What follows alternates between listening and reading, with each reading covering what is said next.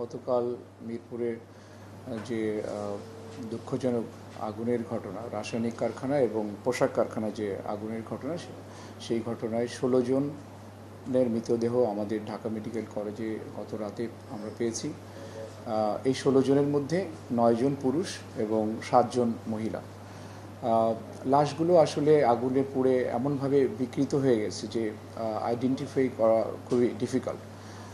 তবে ওনাদের যারা আত্মীয় স্বজন, আপনারা জানেন ওনারা একটা কারখানায় কাজ করতেন, কাজেই তাদের একটা পরিচয় আছে। তো তাদের আত্মীয় স্বজন গত রাত থেকে আমাদের কাছে আসছেন এবং এখন পর্যন্ত ওনারা 10 জন ক্লেম করছেন যে তারা তাদের আত্মীয় স্বজনকে আইডেন্টিফাই করতে পেরেছেন। তবে কর্তৃপক্ষ, জেলা প্রশাসন বা পুলিশ নিশ্চিত না হয়ে তাদের কাছে লাশ হস্তান্তর করতে চাচ্ছে না। সে কারণে আমরা ডিসিশন হচ্ছে এখন, এটা আসলে ফরেনসিক মেডিসিন ডিপার্টমেন্টটা হচ্ছে কলেজের যিনি ফরেনসিক মেডিসিন বিভাগের প্রধান, ওনার সাথেও আমার কথা হয়েছে।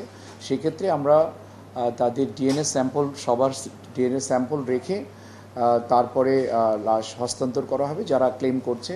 আর যেগুলো কেউ ক্লেমেন্ট নাই বা আননোন থাকবে, সেগুলো হয়তো আমরা কয়েকদিন দেখব, তারপরে হয়তো বা আঞ্জুমানে মফিদুল ইসলামের কাছে হস্তান্তর করা হবে।